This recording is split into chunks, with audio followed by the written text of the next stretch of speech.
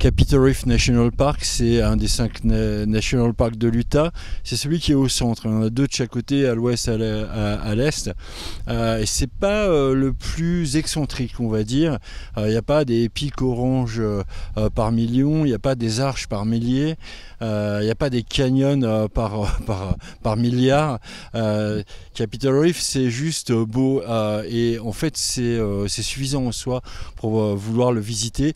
Il y a beaucoup moins de monde que sur dans les autres parcs, notamment ceux de Moab ou Zion par exemple, mais c'est sur la route est belle, vous pouvez même pas imaginer, donc c'est presque criminel de ne pas s'arrêter à Capitol Reef, même s'il n'y a rien d'extrêmement excentrique. Donc il y a ces arches comme Hickman's Bridge ou Cassidy Arch. Il y a aussi des routes bitumées il y en a une qui fait une dizaine de kilomètres, et puis vous pouvez traverser un petit peu partout. Le cœur de Capitol Reef, ça s'appelle Fruita. C'était une ville, Fruita, qui a été érigée ici par les Mormons dans la vallée, au milieu du désert. Donc vous avez cette vallée pleine d'arbres dans lesquels et d'eau amenée par la Fremont River, et puis de plantations qu'ils ont créées ici. Donc là on est au cœur de Fruita, là, avec des arbres fruitiers absolument partout.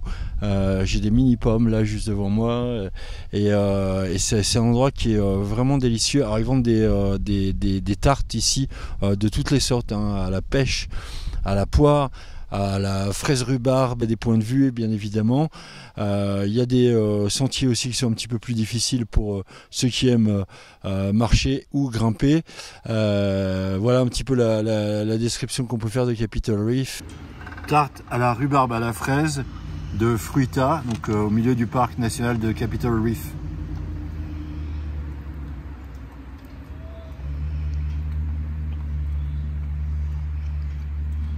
C'est délicieux, c'est pas trop sucré. Il y a un petit peu de cannelle malheureusement, comme dans tous les desserts américains. Je vais être obligé de les goûter toutes, je pense quand même. C'est vraiment bien. À Fruita, vous avez aussi musée, des bâtiments historiques comme l'école, comme le forgeron, des choses comme ça. Donc vous pouvez sillonner, vous prenez votre carte au Visitor Center et puis vous visitez étape après étape. Il y a des ptéroglyphes aussi, il y en a plusieurs dizaines le long de la rivière. Voilà, vous avez manqué vraiment pas de choses à faire. Ça vaut vraiment le coup de s'arrêter ici à Capitol Reef.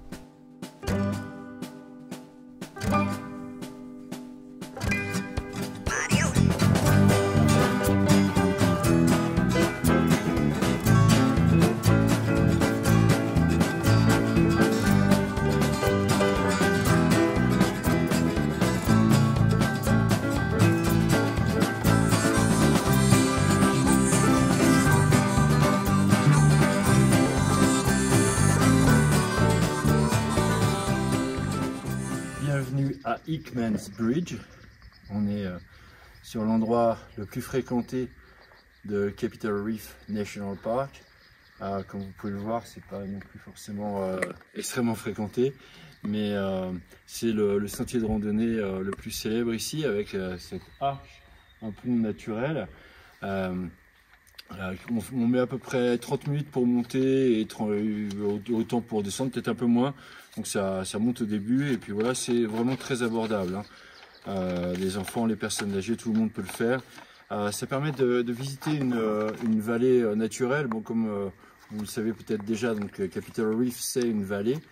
Ce chemin longe le dôme du Capitole, qui ressemble au dôme de Washington. Et c'est pour ça que le parc a été nommé ainsi, et qui abritait différentes populations de préhistoriques, indiens, mormons, qui ont profité de cette vallée verte au milieu du désert, hein, qui est dessinée par la Fremont River, donc, pour créer de l'agriculture et vivre de la végétation qu'on pouvait y tenir. Alors, je ne me rappelle pas du tout des longueurs de l'arche, donc je vais les lire. C'est 40 mètres de long, on voit pas bien, hein, souvent quand on fait des vidéos, la taille immense de ce genre d'édifice dans les parcs nationaux. Ici c'est 40 mètres de long et 37 mètres de haut. c'est donc assez impressionnant. Donc voilà, c'est une petite randonnée. Alors il y en a une autre qui est 2 fois plus longue, hein. Celle-ci donc elle est à peu près d'1 heure, 1 heure et quart. Vous en avez une autre arche qui s'appelle Cassidy's Arch dans ce parc, donc qui est 2 fois plus élevé, deux fois plus de temps pour y accéder, qui est pas moins belle, puis on peut marcher dessus sur Cassidy's Arch. Elle est nommée pour Butch Cassidy, le célèbre bandit qui faisait équipe avec Sundance Kid et qui venait se cacher ici parfois, donc il a ce monument à son nom.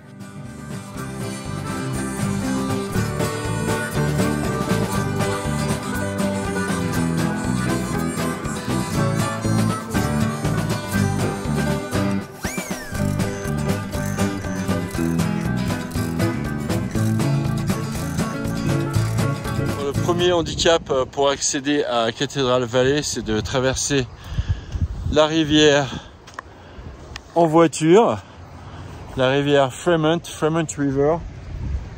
Normalement c'est faisable, mais donc pour le savoir, il faut tester le niveau de la rivière. Elle est un peu fraîche, elle est là, très largement orange, mais elle n'est pas profonde effectivement.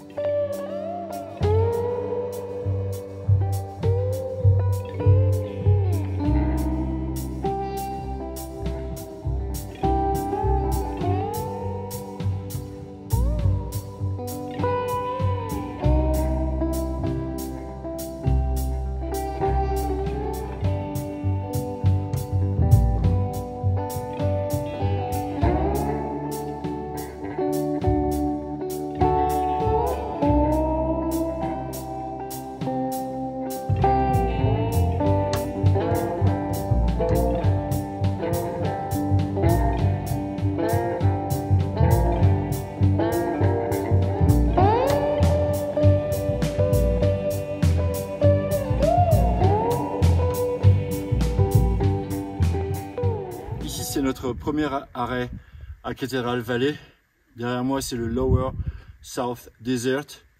Et ici, c'est l'Overlook, donc Lower South Desert Overlook. On a roulé 14 miles, donc une vingtaine de kilomètres avant d'arriver à ces premiers points de vue qui sont extrêmement spectaculaires. Je ne sais pas si on peut réaliser l'immensité que c'est de loin. On aurait dit que ça faisait 10 mètres de haut, mais ça en fait au moins 70 ou 100. La cathédrale, là, donc c'est les premières cathédrales qu'on voit. Après avoir franchi la rivière Fremont, et ces points de vue sur le désert sont absolument incroyables.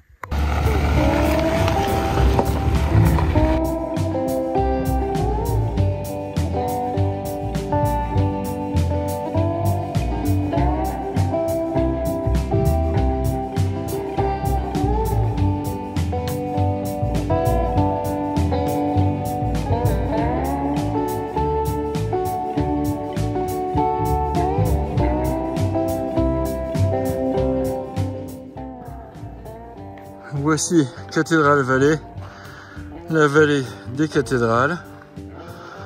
Là, on est sur l'Overlook, juste au-dessus des vallées. C'est pas mal, hein? Elles sont en train de s'éclairer juste pour vous par le soleil là-bas.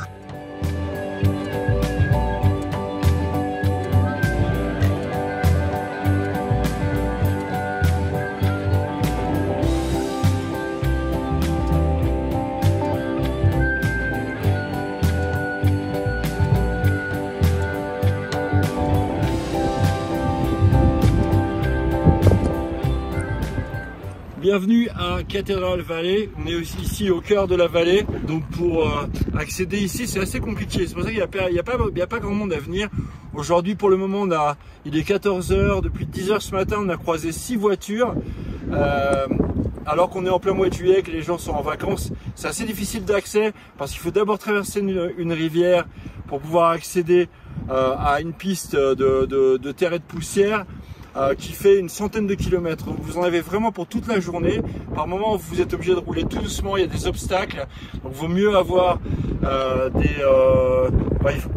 4x4, il est obligatoire. La Jeep, vous pouvez en louer dans certains endroits, ici du côté de Torrey, la petite ville qui est juste à côté. C'est certainement plus pratique si vous voulez être sûr de vous. Autrement, c'est possible de le faire quand même en voiture à partir du moment où c'est une 4 roues motrices, parce qu'il y a des sables à passer. Si vous venez ici, c'est certainement un des plus beaux endroits de l'Utah, notamment avec cette vallée dans le désert qui est juste de l'autre côté des montagnes là-bas, et évidemment Cathedral Valley ici. Donc on est sur des points de vue un petit peu plus élevés, c'est spectaculaire, c'est vraiment incroyable. On est en plein western ici, vous voyez un petit peu de vent, j'espère que vous m'entendez bien. Voilà, donc vous avez une centaine de kilomètres à parcourir, mais si vous regardez notre guide de voyage, vous allez voir que on va vous mettre des étapes. Faites-le dans le sens des aiguilles d'une montre, comme ça vous pourrez vous confronter à la rivière à traverser en premier. C'est mieux que d'avoir une rivière trop haute face à soi quand on termine le périple, parce que ça veut dire qu'il faut refaire la boucle en sens inverse. Mais donc commencez par là, si vous pouvez passer. Après, il n'y a pas de problème pour continuer. Jusqu'ici, vous avez plusieurs étapes, une dizaine d'étapes intéressantes jusqu'aux cathédrales. Ça vous prendra la journée en fonction du nombre de sentiers de randonnée que vous voudrez faire, la longueur que vous voudrez bien donner, et puis la chaleur aussi. Aujourd'hui, nous, on a eu beaucoup de chaleur, mais aussi beaucoup de nuages, même une tempête de grêle en fait, il y a 10 minutes, pour vous dire. On est sorti de tempête de grêle. Hier, on a eu trois tempêtes de sable. Là, on a eu un serpent, je sais pas ce que c'est, faut que je regarde sur internet quel genre de serpent c'était. Il n'avait pas de sonnette. À l'instant, là, on est passé à 10 cm de lui, on l'a fait fuir. Voilà, donc si vous aimez l'aventure, venez ici à Cathedral Valley, c'est absolument magnifique. Je vous laisse avec les cathédrales. Comme il a plu, maintenant les rivières sont pleines, on est bloqué par la rivière. Voici la très énigmatique Glass Mountain, une mini colline toute brillante faite de verre.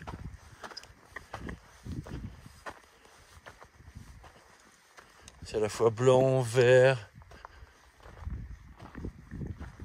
absolument incroyable, comme vous pouvez voir. Et alors, on a vraiment toutes les formations géologiques possibles et imaginables. Jusqu'ici, on domine le temple du soleil et le temple de la lune. Dans la basse vallée des cathédrales. Cathedral Valley, c'est l'une des trois parties principales qui composent le parc de Capitol Reef dans l'Utah, le parc national de Capitol Reef. C'est un des 5 parcs nationaux qui sont abrités dans l'Utah. Donc on est ici entre la petite ville de Torrey qui est juste à côté de Capitol Reef, et puis à l'est on a Moab qui est beaucoup plus loin, à environ 2 heures, 2 heures et demie de voiture. Capitol Reef a des parties assez faciles à visiter, mais alors Cathedral Valley, c'est pas du tout la partie la plus facile. Là, ça fait 7h30 qu'on est sur des pistes de terre et de poussière, et avec des rivières à traverser. Vous restez toute la journée en voiture, hein, ça va vous prendre peut-être 8h, 9h. Nous, on est resté bloqués parce qu'on a eu des tempêtes d'eau qui ont fait gonfler des ruisseaux. Donc, on a dû attendre que pendant 35 minutes un des ruisseaux revienne à sa hauteur normale, parce que là, ça allait plus du tout. On a vu, évidemment, il y a des lapins partout, des chipmunks, des petits écureuils, des mini écureuils qu'on trouve ici. Voilà. Et puis, et donc voilà, une grande journée en voiture avec des petites étapes un petit peu partout. C'est comme ça que je pourrais décrire Cathedral Valley. Donc ici, on est dans la partie la plus célèbre de Cathédrale Valley. Donc ce sont deux cathédrales qui sont le temple du soleil, c'est la grande, et le temple de la lune, c'est la petite là-bas, qui sont, on dirait, des copies conformes quasiment, hein. C'est unique. Donc voilà, mais ici on est dans la partie basse des cathédrales, donc il y a une partie haute aussi. On est ici au Anasazi State Park Museum, donc c'est un parc d'État de l'Utah. C'est un petit musée et site de recherche sur les tribus Pueblo qui construisaient ce qu'on appelle des pueblos, comme on voit derrière moi. Celui-ci c'est une reproduction, hein. Il y a des ruines partout autour, mais celui-ci c'est une reproduction. Donc les pueblos vivaient dans des maisons. Ici on est sur le territoire Anasazi particulièrement, parce qu'il y avait 5 groupes différents. Et donc voilà, c'est un petit musée, mais c'est très très instructif. Et puis surtout, il n'y a plus énormément dans le sud de l'Utah, à part Monument Valley et la tribu Navarro. Ici, on est à Boulder. Et il n'y a pas forcément beaucoup de musées comme ça, donc c'est assez indispensable quand même de venir s'immerger dans les premiers peuples autochtones qui peuplaient ces contrées avant l'arrivée des premiers Mormons et des Européens.